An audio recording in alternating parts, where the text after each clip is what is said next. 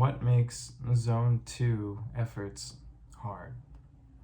And to answer this question, let's redefine what hard actually means. Oftentimes, when we're talking about sports and training and really anything physical, people think hard is equivalent to a high level of effort. But in endurance sports, this can be the case, but for most of your zone 2 efforts, hard takes on a completely different meaning.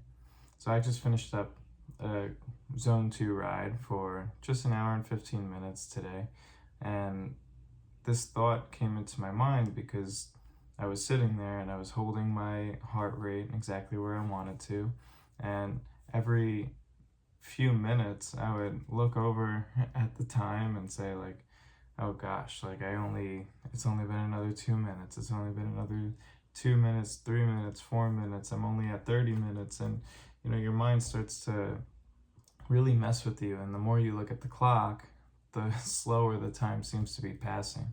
And that's really the hard part of any of your zone 2 efforts. And it'll be different each time, but it tends to be that boredom where that you're going to be stuck on this bike for 1, 2, 3 hours, and there's really nothing that you can do to speed up the workout. And I say this is hard because most people, when they encounter this boredom, they'll start to sabotage their own training just to alleviate that boredom. And oftentimes this is done through inserting some small hard efforts, or even just drifting into a higher level of effort for the remainder of their ride, when really that's not the point of doing this zone 2 ride to begin with. And the way that sabotages your training is because if you're not thinking about how your week is laid out for your training, if you're putting in too much effort on that zone 2 ride, you're not only sabotaging your run the next day, but also your potential readiness for any type of interval work within that next week, which I've done too many times in the past, and this is why this thought really came into my mind today. So understand that what you're doing is the hard thing. When you're doing the zone 2 day, the hard part of it isn't necessarily the physical aspect.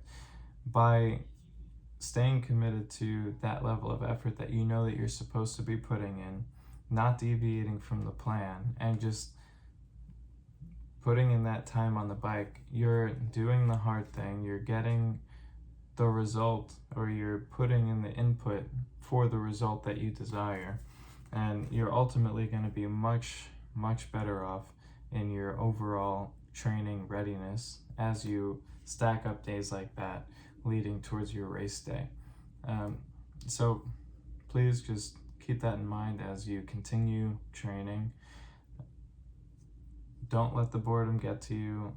As you continue to put more time in on the bike, your comfort level on the bike is going to go up. The way that time passes while you're on the bike will become much smoother, and it'll become somewhat of like a second nature thing. So that's pretty much it for today's video. Keep training, keep those zone 2 efforts in your zone 2 range, and I'll see you in the next video.